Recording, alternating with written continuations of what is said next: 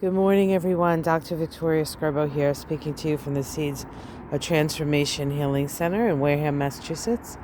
Today is, what is today? Wednesday, January 6th. I got that right here in America, or the 7th, and Thursday in Australia, New Zealand. We got a little dusting of snow, and it's pretty, and it's pretty cold here. Congratulations to the Democrats, John Ossoff and Reverend Warnock, for winning the Senate for us.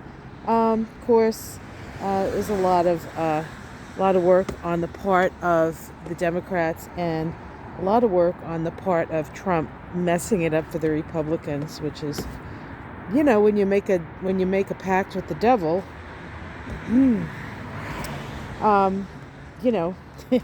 there's no guarantees it's going to work in your favor.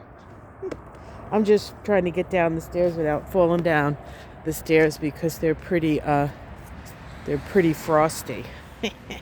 So what's going on today? Well, we have a last quarter moon today. Moon in Libra, Sun in Capricorn. This is a natural time of rebellion. In fact, as I say, we have a last quarter moon. There it is in the sky. The last quarter moon. Isn't it beautiful? What a beautiful blue sky day. Oh, and there goes some sort of bird passing. Yes, the sun's out for the Democrats, I guess. Yay. It's about freaking time. All right. So, excuse me. Last quarter moon creates a crisis in consciousness, questioning authority. Today they're going to make something official. You know what I'm talking about, guys. I don't know the official words of it, but I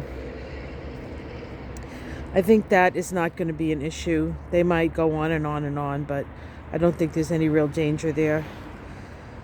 Although they may feel a little bit more desperate because they don't have the Senate, but even if they were to work, they still have the Senate. I mean, the Dems have the Senate, the Dems have the House, and even if Donald Trump, by some weird coincidence, which isn't going to happen, becomes the president, he's not going to have any power really, and they'll probably impeach him immediately. So that's my feeling. I don't really know. That's what I would do if I was in charge. The other thing that's happening today, in that sense of last quarter moon, people are feeling rather rebellious. Please be careful. If you're going to be in Washington, be careful. We have all these crazy stop the steal people. Look, people are worried about it. Not my feeling is like, well, just don't go. Let them be there and do their thing, and they can fight each other. I don't know a Democrat or an activist who would want to be there, right? I mean, I don't know. That's what I think. Again, that's what I think.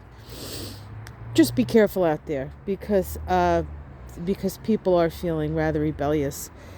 Now, that being said, Mars is out of shadow, folks. It is moving into Taurus today. Blah, blah. Now, generally, especially after 6 months of Mars in Aries, we might say, hey, Mars is moving into Taurus. Great news. And it is great news on one level. But it is also getting closer to Uranus. Uranus is retrograde now, so it's backing up. Now Mars is going to be going forward in Aries. They are going to meet on, dun, dun, dun, dun. I know you guys know this because I've said it probably 20 times, on the day of the inauguration. Actually, the inauguration is at noon, and the day after, and the conjunction of Uranus and Mars occurs at, I think, 3 something that day. So after the inauguration, but still a very powerful and potent conjunction. Mars is action, and Uranus is rebellion and sudden out of nowhere change and shock and awe and all of that. So we will keep watch over that situation. But as Mars moves into Taurus today, it's actually in a sign ruled by Venus. Previously with Mars in Aries, it was in its own sign. And so it was very sort of instinctual, impulsive, but of course it was retrograde, so it was very frustrating for many people. It was hard to seem to get traction, but we have traction once it started to move forward, we started to get traction, and now that it goes into Taurus, I feel like we have some earth to dig into.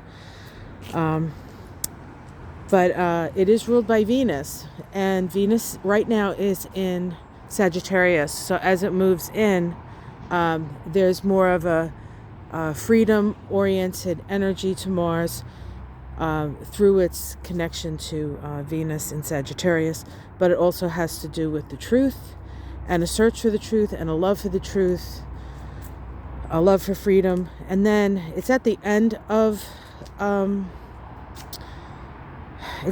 Sag, so it's going to move into Capricorn within a few days, and then things sort of calm down with Venus in Capricorn and Mars in Taurus. And then I think on Saturday we're having a trine of those two, which is good energy.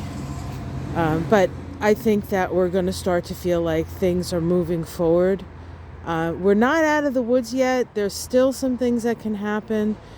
Because Uranus is in the picture, it's, we can't really guess what that's going to be. We just know that it's transformational. And then it's going to shift things, and it's going to shift things rather quickly. So that, of course, could go in the Democrats' favor.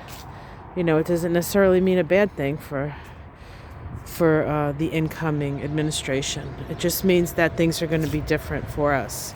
So I know not much of a walk. I didn't want to walk in the snow, quite frankly.